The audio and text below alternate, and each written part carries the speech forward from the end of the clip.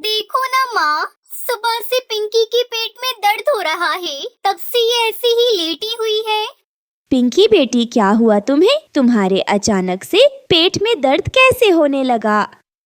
टुनटुनी की माँ के पास तो इतने पैसे नहीं थे कि वो अपनी बेटी को डॉक्टर के पास लेकर जाए, इसलिए वो घरेलू सारे उपाय करती है, लेकिन फिर भी उसकी बेटी का पेट का दर्द ठीक नहीं होता। फिर अगली सुबह उसके पड़ोस की हरी तोती उसके घर आती है। जब वो पिंकी का पेट चेक करती है तो पता चलता है कि उसके पूरे पेट में तो इन्फेक्शन फैल गया है, जो कि साफ पानी न पीने की वजह से हुआ है। तब वो उन्हें साफ पानी पीने के लिए बोलती है। जब टुनटुनी की माँ को याद आता है कि वो तो अपनी बेटियों को उबालकर पानी नहीं पिलाती है, लेकिन ये सब जानने के बाद तो वो जंगल से बहुत सारी लकड़ियाँ लाती है और फिर अपनी बेटियों को पानी उबालकर पिलाती है, जिसके बाद पिंकी को थोड़ा आराम मिलता है। मेरी बच्ची, अब तुम अपनी छोटी बहन पिंकी का ध्यान रखना। मैं काम पर जा रही हूँ।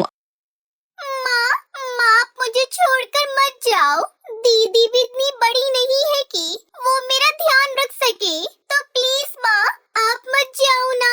माँ, कल का दिन मैं नहीं भूल सकती हूँ। कल मेरे पेट में बहुत तेज दर्द हुआ था। माँ, प्लीज आप मेरे साथ यहीं पर रहो ना।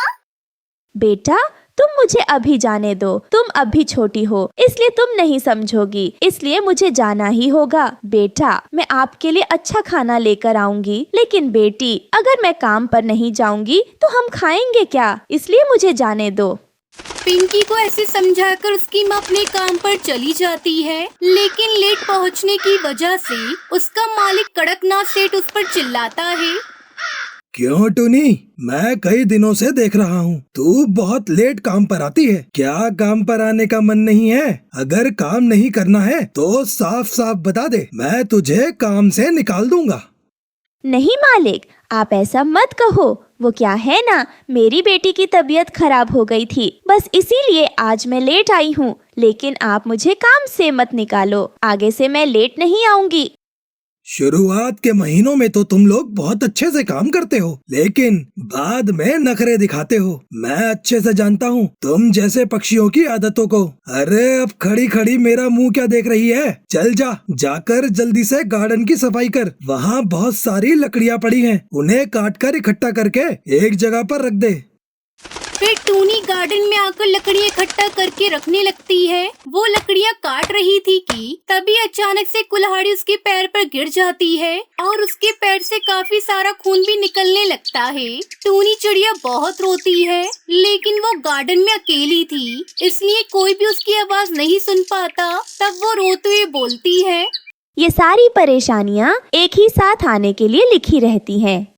ऐसे फूट फूट कर वो रो रही होती है कि तभी उसका मालिक कड़कनाथ सेठ भी वहाँ आ जाता है और उसके पास आकर बोलता है, मुझे लगता है कि तुझे नखरे करने की आदत पड़ गई है और ये भी तेरे ड्रामों में से कोई एक ड्रामा होगा। मैंने तुझसे गार्डन को साफ करने के लिए कहा था, तो तूने चोट का बहाना कर लिया ताकि काम न करना पड़े, इसलिए यहाँ रोने के लिए बैठ गई है। अब जा, मैं तुझे अब एक मिनट भी यहाँ देखना नहीं चाहता, क्योंकि तू पूरी की पूरी नौटंकीबाज हो गई है। अब मुझे तुझसे अपना कोई काम नहीं कराना है। मालिक, ऐसा मत कहो, सच में मेरे पैर पर कुल्हाड़ी गिर गई है। देखो आप गौर से, कितना खून निकल रहा है और सूजन भी आ गई है। मालिक, मैं ऐसी नौटंकी क्यों करूंगी? लेकिन मालिक, मुझे काम से मत निकालो, मेरा घर आपकी बदौलत ही चलता है। मैं यहाँ तेरी ये नौटंकी वाली बातें सुनने के लिए नहीं बैठा। चल अब जा यहाँ से, कोई और अपना दूसरा काम ढूंढ ले। टूनी चिड़िया अपने मालिक की ये बात सुनकर बहुत रोती है और फिर वो किसी हॉस्पिटल में जाती है और वहाँ पर अपनी पैर पर पट्टी करवाती है और फिर वो घर आ जाती है। जब वो घर पहुँचती है तो टुनटुनी अपनी माँ के पैर में पट्टी बंधी देखती है, तो वो अपनी माँ से पूछती है, माँ, आपके पैर में चोट कैसे लग गई? माँ बताओ ना, मैं आपकी जगह काम पर चली जाया करूँगी। माँ, अपना ख्याल रखा करो। वो अपनी दोनों बेटियों को उसके लिए इतनी चिंता करते हुए देख वो अपनी बेटियों से कहती है, मुझे माफ कर दो मेरी बच्चियों, मैं तुम्हारी अच्छी परवरिश नहीं कर पा रही हूँ और ना ही तुम्हारा ध्यान रख पा रही हूँ। अब मैं तुम्हें क्या खिलाऊंगी पिलाऊंगी? अब तो मेरा काम भी चला गया, जबकि मेरी कोई गलती नहीं थी और तो और मेरी चोट भी लगने लगी थी। अब मैं घर का खर्चा कैसे चलाऊंगी? टुनटुनी चिड़िया अपनी माँ के पैर में लगी हुई चोट देखकर बहुत परेशान होती है। जब माँ के पैर में चोट लग जाती है तो घर में खाने के लिए कुछ भी नहीं होता। तब टुनटुनी चिड़िया जंगल में फल ढूंढने के लिए जाती है और वो फल ढूंढते ढूंढते जंगल में अंदर तक चली जाती है, लेकिन उसे कहीं भी फल नहीं मिलते। तभी टुनटुनी की नजर एक गिद्ध पक्षी पर पड़ती है जो कि कुछ झाड़ियों के नीचे दबा हुआ था। तब टुनटुनी इस पक्षी को देखकर वहां आती है और उसे देखकर कहती है, ओहो, तुम तो इन झाड़ियों में दब गए हो, रुको मैं अभी तुम्हें निकाल देती हूँ।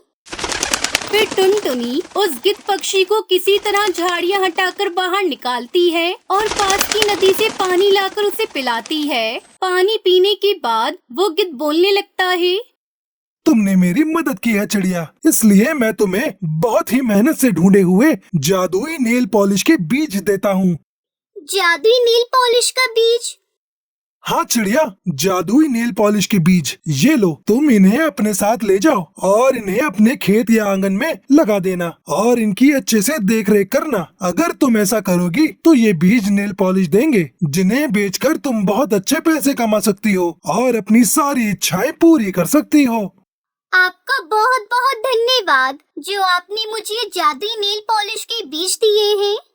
टुनटुनी चिड़िया अपने घर आ जाती है और घर आकर वो अपनी माँ को उन जादुई नेल पॉलिश बीज के बारे में बताती है, जिसे सुनकर तो उसकी माँ और बहन बहुत खुश होती है और फिर दोनों माँ बेटी मिलकर उन बीजों को अपने खेत में दबा देती है। फिर रात भी हो जाती है। जब अगली सुबह वो तीनों माँ बेटी अपने खेत पर आती है तो देखती है कि उनके खेत में तो बहुत सारे नेल पॉलिश के पौधे लगे हुए थे और उन पर काफी सुंदर सुंदर नेल पॉलिश लगी हुई थी, जिन्हें देखकर वो तीनों बहुत खुश होती हैं और फिर एक टोकरी भरकर नेल पॉलिश तोड़ लेती हैं। जब टुनटुनी उन्हें बाजार में बेचने जाती है तो वो आवाज लगाती है, नेल पॉलिश ले लो, नेल पॉलिश, सुंदर सुंदर रंग बिरंगी नेल पॉलिश ले लो, आओ आओ नेल पॉलिश ले लो। टुनटुनी ऐसे आवाज लगा रही थी कि तभी उसके पास बबली कबूतरी आती है और उससे कहती है, अरे चिड़िया बहन, कितने की दी है नेल पॉलिश? दिखने में तो बड़ी सुंदर लग रही है। 10 रुपए की एक नेल पॉलिश है, बताओ मैं आपको कितनी दे दूं? और तो और ये जादुई नेल पॉलिश है, इसे लगाने के बाद बहुत खूबसूरत हो जाते हैं पक्षी। 10 रुपए की एक है तो लाओ, मुझे दे दो एक। आखिर मैं भी तो इसे लगा कर देखूं कि ये जादुई नेल पॉलिश मुझ पर कैसी लगती है। हाँ हाँ रुको, मैं भी आपको देती हूँ। और तो और आपको पता है, आप इसे लगाने के बाद बहुत ज्यादा खूबसूरत भी हो जाओगी। फिर टुनटुनी उस कबूतरी को एक नेल पॉलिश लगाने के लिए देती है। जब वो कबूतरी उसे लगाती है तो वो बहुत अच्छी लगती है और तो और वो उसे लगाने के बाद बहुत खूबसूरत भी हो जाती है। तब वो टुनटुनी चिड़िया से कहती है, अरे वाह चिड़िया बहन, तुम्हारी नेल पॉलिश में तो सच में जादू है। इसे लगाने के बाद तो मैं कितनी खूबसूरत हो गई। अब तो मैं रोजाना ये नेल पॉलिश तुमसे ही खरीदा करूंगी और तो और मैं तुम्हारी नेल पॉलिश के बारे में जंगल के और भी पक्षी को बता दूंगी। ऐसे तुम्हारी ये जादुई नेल पॉलिश बिक जाया करेगी और तुम्हारी कमाई भी अच्छी हो जाएगी।